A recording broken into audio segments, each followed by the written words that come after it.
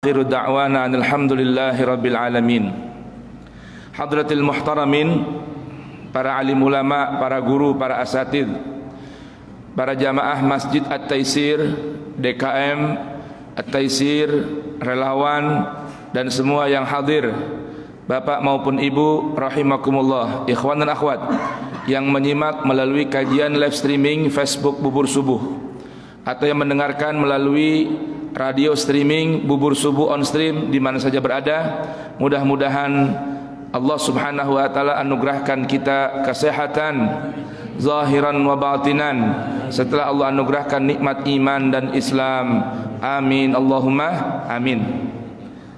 Para guru, para imam, para alim yang dirahmati Allah, pagi hari ini hingga esok insyaallah saya ingin mengajak jamaah sekalian mengkaji dan merenungkan panduan zakat, infak dan sedekah dalam Al-Quran. Karena pentingnya kita memahami dan mengaplikasikan zakat, infak dan sedekah dalam kehidupan. Namanya saja zakat, yang artinya membersihkan dan menumbuh kembangkan. Infak artinya jalan pintas menuju surga.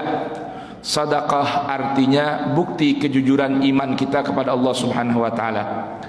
Maka kita mesti mengenal zakat, infak dan sedekah, mengkaji, memahami, khususnya memahami dari panduan zat yang memerintahkan kita berzakat, berinfak dan bersedekah. Insyaallah dalam 2 hari ini dengan pertolongan dari Allah Tabaraka wa taala kita akan kaji bersama, bedah bersama panduan Al-Quran tentang zakat, infak dan sedekah. Nanti bapak jamaah akan menemukan bukti bahwa mengenal Islam dan ajaran Islam melalui Al-Quran begitu mudah, begitu simpel. Walaupun tentunya pakem dari Al-Quran telah ada. Allah Subhanahu wa taala ingatkan, fas'alu ahla dzikri in kuntum la ta'lamuna bil bayyinat. Bertanyalah kepada ahli Al-Quran jika ada dari kalian yang belum mengerti tentang penjelasan ayat-ayat yang bayinat. Karena Al-Quran ini istimewa jamaah sekalian. Ayatnya Allah sebutkan bayinat, jelas, terang. Kalau masih ada yang mutasyabih, yang samar buat kita, Allah perintahkan untuk membuka kembali ayat-ayat muhkamat. Allah beritahukan dalam Al-Quran di permulaan surah Ali Imran, ya, minhu ayatum muhkamatun hunna ummul kitab wa ukharu mutasyabihat. Al-Quran itu berisikan ayat-ayat yang bayinat, jelas, terang. Karena Al-Quran ini kan buku panduan bagi manusia, maka Allah sudah sangat mengerti apa yang pas buat takaran daya tangkap manusia. Nah, Allah siapkan karena Al-Quran ini Allah sudah pilih diturunkan dengan bilisanin arabiyyin mubin, bilisanin arabiyyin fasih. Enggak semua hamba Allah orang Arab. Maka dalam Al-Quran itu ada ayat-ayat yang muhkamat, ada yang mutasyabihat. Untuk kita pelajari dimulai dari ayat-ayat yang bayinat, ayat-ayat yang muhkamat. Bahkan uniknya Al-Quran itu selain ayatnya bayinat, ayat-ayat Al-Quran juga mubayyinat. Apa itu mubayyinat? Ayat-ayat Al-Quran itu satu sama lain saling menjelaskan. Ayat yang satu menjelaskan maksud ayat yang lain. Begitupun seterusnya. Dan Allah sudah jamin dalam Al-Quran itu pelajaran berisikan pelajaran yang mudah untuk dipelajari. Syaratnya cuma satu, mau serius belajar apa kagak. Allah beritahukan, diulang oleh Allah 4 kali dalam satu surah. Di mana itu adanya? Quran surah Al-Qamar. Kalau enggak salah ayat 17, 22, 32 dan 40. Allah beritahukan, a'udzubillahi minasyaitonirrajim. Wa laqad yassarnal Qur'ana lidzikri fahal min muddakir. Wa laqad yassarnal Qur'ana lidzikri fahal min muddakir. Wa laqad yassarnal Qur'ana lidzikri fahal min muddakir walaqad yassarnal qur'ana lidzikri fahal min muddakir. Dan sungguh, wa dan lam litakid, sungguh, qad nyata. Nah, udah. Jadi udah sungguh nyata. Yassarna, kami telah mudahkan. Apa yang Allah mudahkan? Al-Qur'ana, ini Quran. Lidzikri, untuk diingat. Lidzikri, untuk dipelajari. Fahal min muddakir, maka tinggal siapa dari kalian, kata Allah, yang mau benar-benar serius mempelajari. Artinya Al-Quran Allah berikan kemudahan bagi orang yang serius mempelajari. Dalam sebuah hadis yang sahih, Nabi ungkapkan hal yang serupa. Apa kata Rasulullah? Al-Quran sa'bun mustas'abun liman karahahu wa yusrun muyassarun liman tabi'ahu. Al-Quran itu sulit, bulat, ya, untuk dipahami bagi siapa? Liman karahahu atau alaman karahahu, buat orang yang gak demen belajar Quran, dibikin sulit. Wa yusrun muyassarun, mudah dan dimudahkan untuk dipelajari. Liman tabi'ahu, bagi orang yang mau ngikutin Al-Quran. Jadi mudah apa sulit Al-Quran? Mudah. Kata siapa? Kata Allah dan Rasulnya, bukan kata saya. Jadi ada orang kalau Al-Quran itu susah, lautan, nanti kalau nggak belajar dari yang lain dulu, wah, bisa tenggelam di lautan. Kemarin saya sedih, ada satu orang dai, bahkan katanya habaib kalau nggak salah, bangsanya bin Yahya, sedih saya. Dia ceramah, orang kalau belajar langsung dari Al-Quran bakal kena racun Al-Quran. La ilaha illallah. Emang Al-Quran beracun?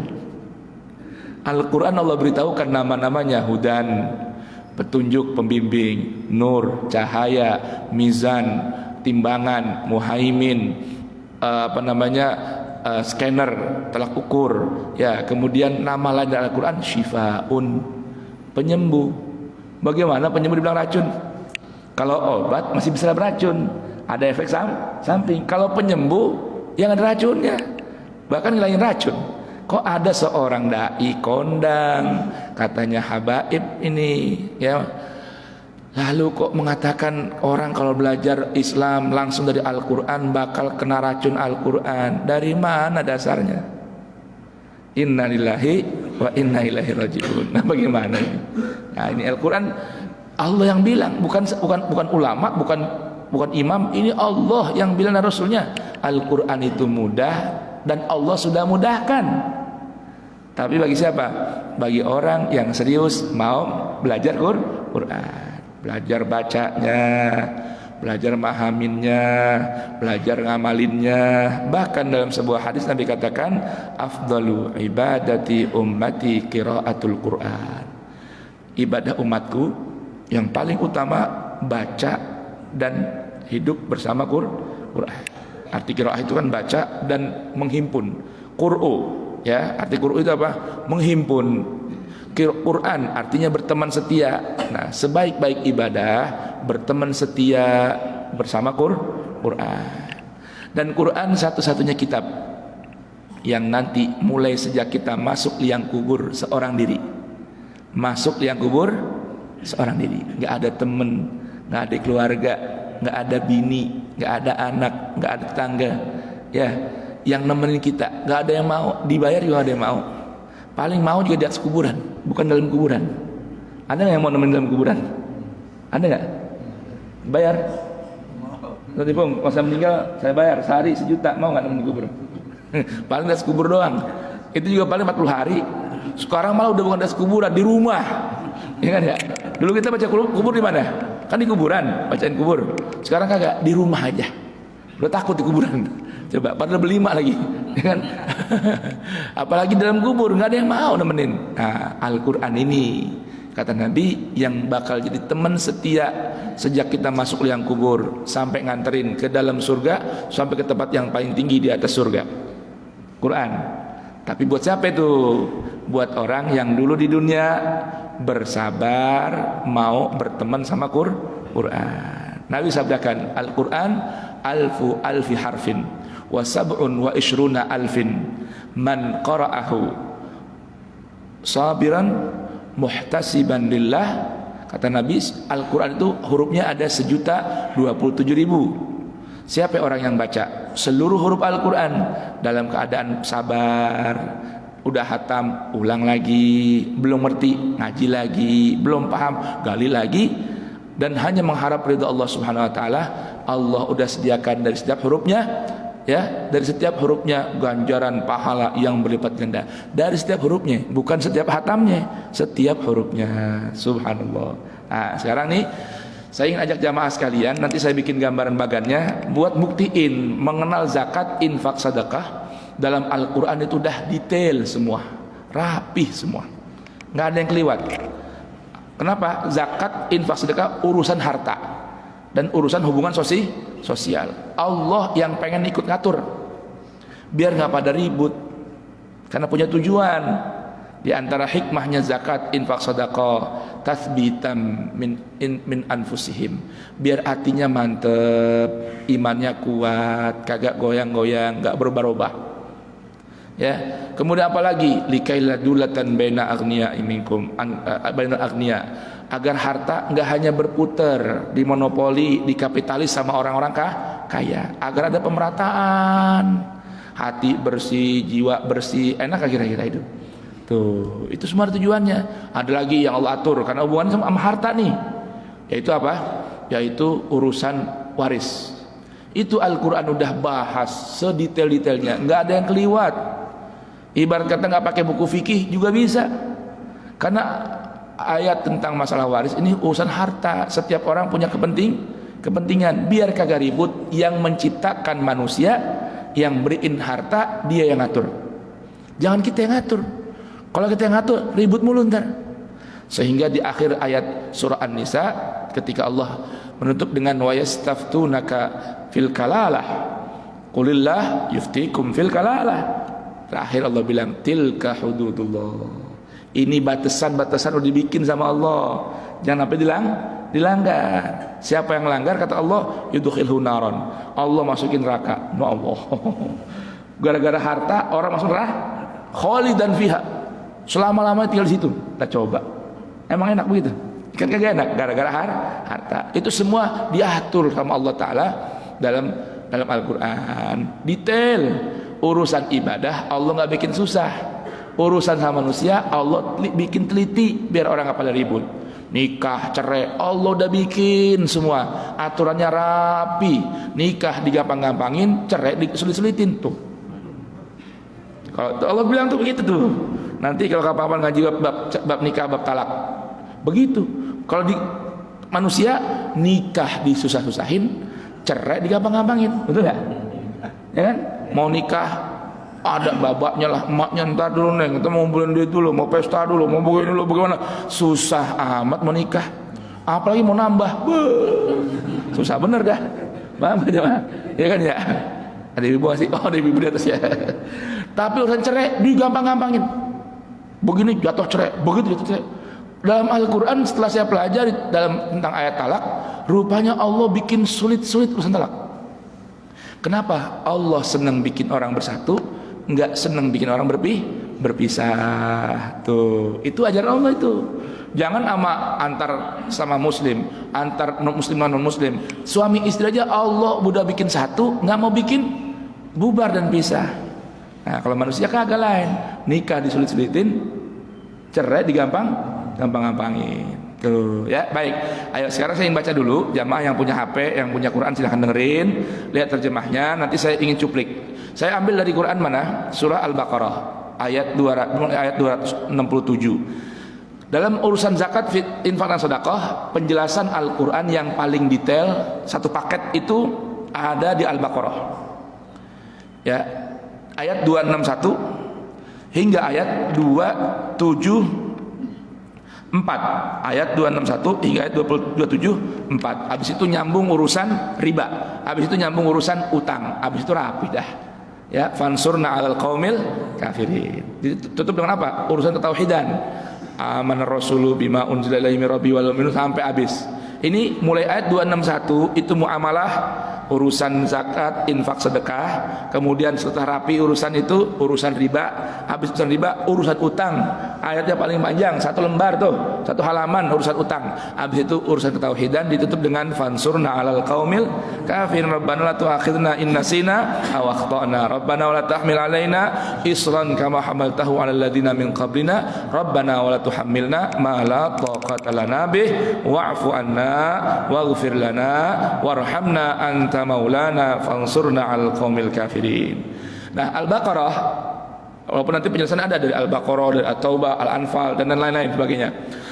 Mulai ayat 261 ini sampai ayat 266 isinya tentang motivasi, adab dalam berinfak. Saya bacain ayatnya, silakan Bapak nyimak, yang punya mushaf silakan dibuka. Allah Subhanahu wa taala berfirman, kita mulai dengan suratul Fatihah. A'udzu billahi minasy syaithanir rajim. Bismillahirrahmanirrahim. Alhamdulillahi rabbil alamin. Arrahmanir rahim. Maliki yaumiddin. Iyyaka na'budu wa iyyaka nasta'in. Ihdinas siratal mustaqim. Siratal ladzina an'amta 'alaihim ghairil maghdubi 'alaihim waladdallin.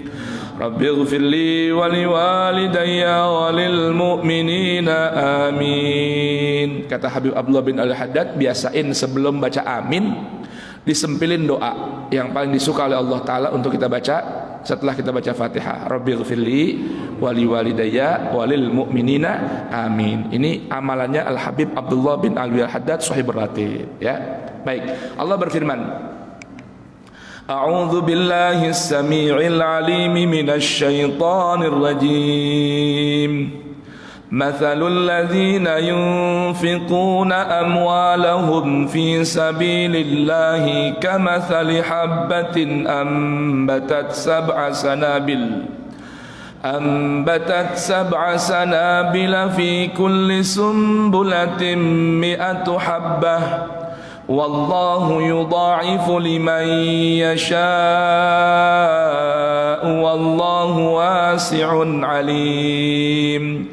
Ini gambar tentang orang yang mau pahala atau keutamaan berinfak. Sekali keluarin infak, 1 kali keluarin infak, itu Allah berikan 1 benih. 1 benih. Dari 1 benih ini sekali berinfak, dari 1 kali berinfak Allah kasih 1 benih, dari 1 benih Allah tumbuhkan 7 tangkai. 7 tangkai. Dari di 7 tangkai ini Allah berikan 100 benih lagi. Awas. Jadi ngitungnya kudu pintar nih, jangan cuma 700. Kecil 700 itu. Saya ulang, 1 benih tumbuh 7 tangkai. Dari setiap 1 dari 7 tangkai ini Allah berikan lagi 100 benih. Berapa jadinya? 700 paling dikit. Saya ulang, 1 benih tumbuh 7 tangkai. Dalam setiap tangkai dari 7 tangkai Allah berikan lagi 100 benih. Jadi berapa? 700 kali 700 terus kali infak. Paham gak nih? Jadi bukan jelas bukan? Jadi berapa? 700 kali 700 berapa? Hah? 49 apa? 700 kali 700. Hah? 49.000 kan? 49.000 sekali berinfak. Jadi bukan 700 bukan nih? Saya ulang ya. 1 kali infak Allah beri 1 benih. Dari 1 benih Allah tumbuhkan 7 tangkai. Dalam setiap 7 tangkai ini Allah tumbuhkan 100 benih. Alias dalam 7 tangkai ada 700 benih. Jadi berapa sekali infak? Paling dikit 49.000. Bukan 700 bukan. Kan dari setiap satu benih tumbuh lagi 7 tangkai. Dari 7 tangkai itu 1 tangkainya 100 benih. Jadi berkelipat-lipat ganda. Maka Allah bilang, wallahu yudha'ifu liman yasha. Allah akan terus, ini pakai fi'il mudhari', kata kerja yang artinya berlangsung terus. Yudha'ifu, tapi liman yasha, buat yang Allah, orang yang Allah kehendaki. Dan ukuran luas ini jangan dihitung pakai matematika kata Allah. Kenapa? Karena Allahu wasi'un alim. Urusan berapa nilainya itu seluas kuasa, kudrat, iradat, fadl dan karamnya Allah. Berapa banyak? Allah itu alim, yang tahu cuman Allah. Jadi urusan berinfak ini harus kita hubungan sama Allah. Bukan kepada kitanya, bukan pada nominal yang kita keluarin, tapi urusannya hanya pada Allah. Begitu. Alladzina yunfiquna amwalahum fi sabilillahi thumma la yutbi'una ma anfaqu mannan wala adha lahum ajruhum 'inda rabbihim wala khaufun 'alaihim wala hum yahzanun. Ini adabnya nih. Kalau orang berinfak enggak diiringi infaknya dengan dua perkara. Apa yang pertama? Mannan, ungkit-ungkit. Yang kedua, adza, gangguin, nyakitin orang yang nerima. Dua ini dilakuin nih. Tadi Allah bilang kan yudha'ifu liman yasha. Kalau kita bisa jaga dua perkara ini, enggak ngungkit-ngungkit, kagak nyakitin yang nerima. Lu biar tahu ya. Lu sekarang sombong amat mau gua lu. Lebaran kamu datang. Lu biar tahu nih, baba lu meninggal. Dari mulai SD sampai lu S3 gue yang ngongkosin, gue yang biayain. Lu biar tahu lu, jangan lu sampai lupa sama kayak kacang lupa sama kulitnya. Awas, ini gara-gara begini bahaya nih. Apa bahaya nanti Allah jelasin bahayanya. Yang penting Allah kasih tahu, jangan pernah ngelakuin itu, ya. Atau udah kita bantu, kita bentak-bentak tuh orang yang dibantuin. Dia mau ngelawan kagak berani, gue ngelawan ntar kagak dibagi lagi. Nah enggak nih, awas. Kalau ngelakuin ini nanti ada balasannya. Nah kalau bisa menjaga dua perkara ini, kata Allah, dapat tiga perkara. Satu, lahum ajruhum inda rabbihim. Balasan udah Allah simpen di sisi Allah. Kalau urusan disimpan di sisi Allah nih, udah unlimited, kagak ada hitungannya, nggak berseri. Yang kedua, di dunia Allah bagi wala khaufun alaihim. Allah cabut dari hatinya rasa takut. Nggak takut apa-apa, hanya takut sama Allah. Jangan sampai pahalanya hilang. Nggak takut habis tuh duitnya, nggak takut begini, nggak takut begitu, nggak ada pujian, nggak dipuji kagak apa-apa, nggak ada urusan. Tuh. Walahum yahzanun. Allah beritahukan, kalau tadi la khaufun alaihim menggunakan masdar. Kalau berikutnya walahum yahzanun menggunakan kata kerja. Allah kasih tahu orang ini nggak bakal tertimpa rasa sedih, nggak bakal kesusahan, nggak bakal kesedihan. Insya Allah dijaga dari musibah. Tuh, ini fadilah orang berinfak. Kalau infaknya, kalau dia bersedekah, kalau dia berzakat, jaga dua perkara tadi. Jangan diiringin apa ya? Iringin dengan ungkit-ungkit sama nyakitin orang yang terima. Berikutnya Allah beritahukan, qaulun ma'rufun wa maghfiratun khairum min sadaqatin yatba'uha adza wallahu ghaniyyun halim.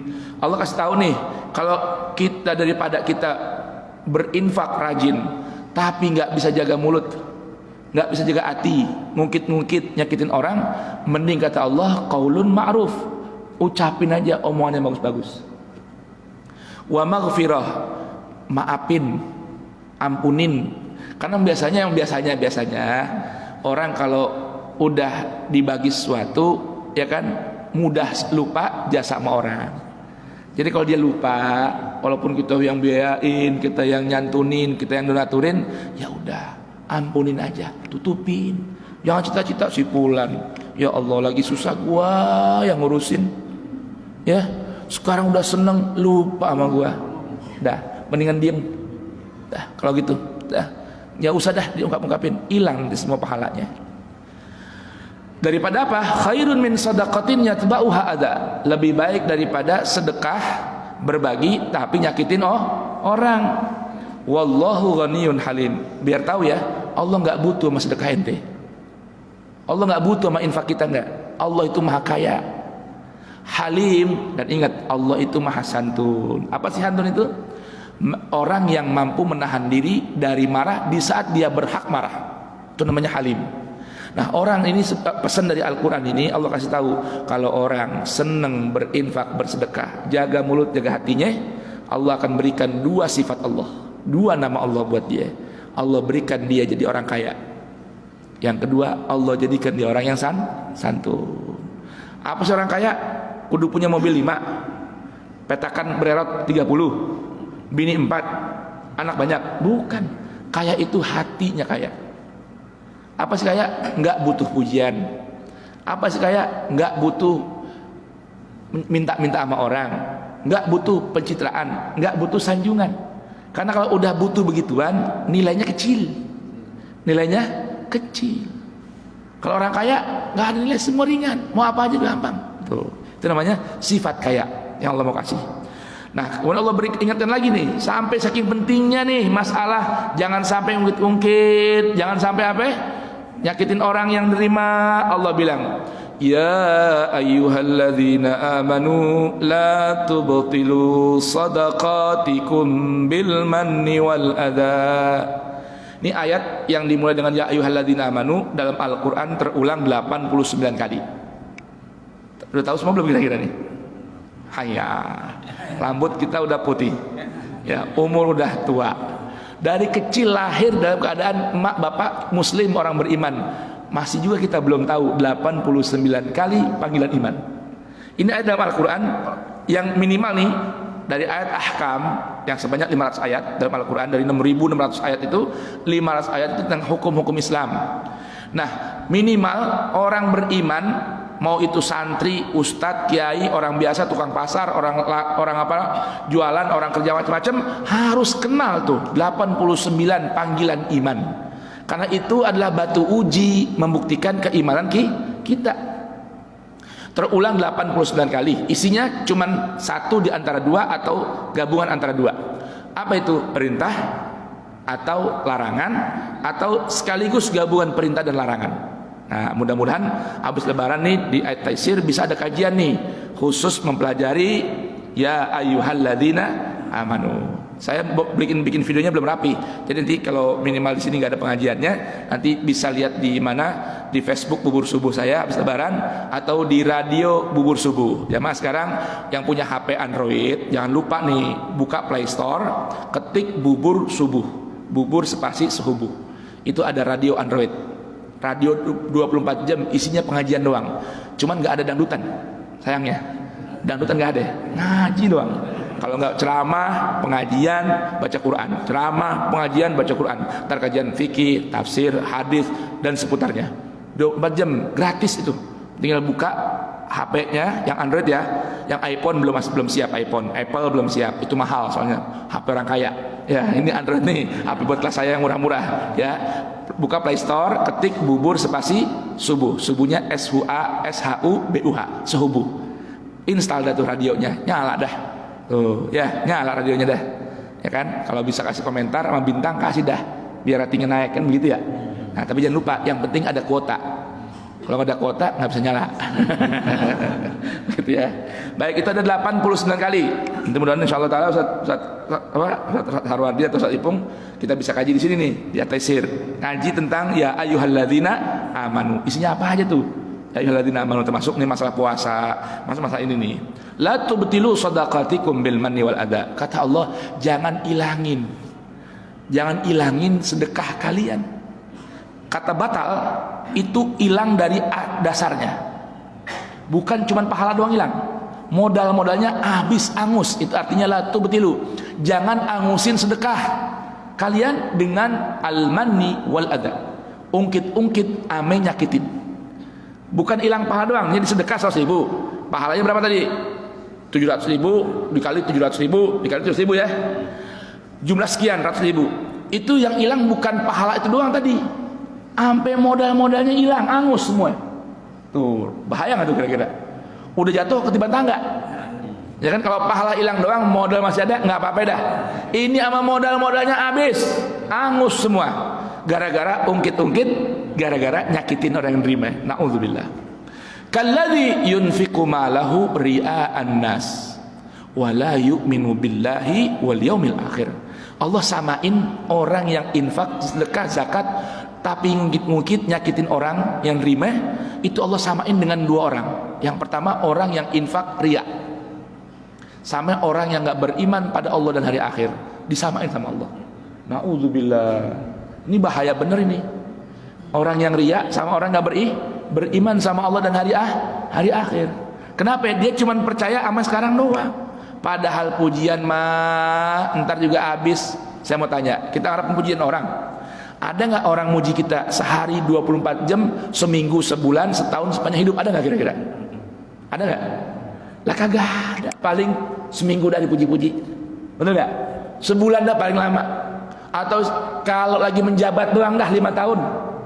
Kalau udah turun, kagak ada yang muji-muji. Udah mati, kagak ada yang muji-muji.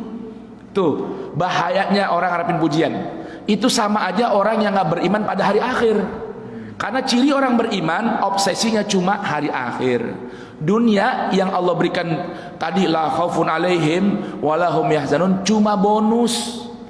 Harapan kita bukan di sini. Kalau dibagi sama Allah Ta'ala kemudahan, dapat pujian, dapat sanjungan, itu bonus. Jangan tertipu diri. Punya kita itu bukan di sini, di hari akhir. Kalau orang nggak beriman di sini emang dia pikir hidup cuma sekali. Kapan lagi Wan? Tuh, kapan lagi guys? Atau bro, kan gitu ya. Itu ciri orang bukan beriman. Baik. Allah kasih perumpamaan. Fama saluhu kama sali safwanin alaihi turabun fa asabahu wabilun fatarakahu salda. Perumpamaan seperti apa sih? Seperti kaca yang licin, yang mulus, yang nggak ada pori-porinya. Tuh, itu kaca yang paling terbaik, berlian, karena nggak ada pori-porinya. Licin mulus, di atasnya taruh pasir debu, ya, licin tuh batunya atau kacanya, kasih pasir sama debu, siram sama air hujan, hilang nggak semua? Nggak ada bekas-bekasnya. Tuh, naudzubillahi min dzalik. Pahala nggak ada, modal juga hilang. La yaqdiruna ala syai'im mimma kasabu wallahu la yahdil qaumal kafirin. Nggak bisa bikin apa-apa lagi deh. Dan Allah nggak bakal berikan petunjuk dan bimbingan buat orang-orang kafir. Berarti orang yang model begini disamain sama orang kafir. Na'udzubillah. Emang nggak kafir dia, tetap Islam. Cuma di mata Allah nilainya sama orang kafir. Rugi. Baik, sekarang Allah kasih beritahukan nih, orang yang berinfak karena Allah. Wa matsalul ladzina yunfiquna amwalahum ibtigha'a mardatillah wa tathbitan min anfusihim kamathali jannatin birabwatin asabaha wabilun fa'atat ukulaha dhi'fain fa in lam yusibha wabilun fatal wallahu bima ta'maluna basir. Kalau orang berinfak hanya mencari keridhaan dari Allah dan minta sama Allah kemantapan hati, tuh itu yang paling mahal tuh. Orang kalau lagi berinfak hatinya mantep. Makanya kalau lagi galau-galau, pusing-pusing, berinfak aja. Pala pusing dikit, sedekah. Takut corona, sedekah. Tuh, ibu-ibu takut lakinya kawin lagi, sedekah. Nggak apa-apa, niat sedekah, ya kan, punya gelang, punya emas, sedekahin biar lakinya nggak kawin lagi. Boleh itu mujarab itu. Mujarab itu boleh dicoba itu. Pikir mau punya apa nih? Pengen beli mobil, sedekah. Pengen ngawinin, sedekah. Sedekah duluan, bukan pas ngawinin. Kalau pas ngawinin itu bahaya, ada tujuan dapat balik amplopnya ntar kan begitu ya. Ada begitu kan? Di kampung-kampung masih musim tuh. Kalau orang kondangan itu namanya kan, Ustaz Arwadi, Ustaz Nur. Kenapa ya? Udah tulis Bang, ntar balikin lagi kan begitu ya. Terus kan tidak balas kan? Tuh. Tapi kalau mau sedekah sebelumnya sedekah. Baik. Nah itu Allah berikan gambaran seperti kebun yang ada di puncak tinggi, di gunung tinggi. Kalau kena hujan lebat, dia bisa panen 2 kali. Kalau nggak ada hujan, embun doang masih panen sekali. Tuh, untung nggak tuh kira-kira? Itu gambar orang yang apa ya? Yang berinfak karena mencari keridhaan Allah. Wallahu bima ta'maluna basir. Lalu Allah berikan sebuah ilustrasi. Ayawaddu ahadukum antakuna lahu jannatun min nakhilin wa a'nabin tajri min tahtihal anhar. Lahu fiha min kulli thamarat wa asabahul kibaru wa lahu dzurriyyatun du'afa fa'asabaha i'sarun fihi narun fahtarakat kadzalika yubayyinullahu lakumul ayat la'allakum tatafakkarun. Coba anda lihat sekarang kata Allah Ta'ala. Allah ajak orang berpikir, nih agama Islam nih agama akal. Ajaran Islam pasti sesuai dengan apa? Ketetapan akal. Kalau yang nggak masuk akal, cari dulu itu bener nggak tuh dari Al-Quran ataupun Sunnah. Jangan-jangan akal-akalan orang. Paham nggak tuh? Agama Islam ini karena Allah berikan Al-Quran dan Sunnah itu buat siapa ya? Buat makhluknya yang berakal. Orang gila nggak wajib beriman sama Quran. Orang gila nggak wajib beriman sama Quran. Emang nggak ada akalnya, nggak dosa apa-apa dia. Nggak ikutin Sunnah Nabi, nggak apa-apa. Orang gila namanya. Paham nggak?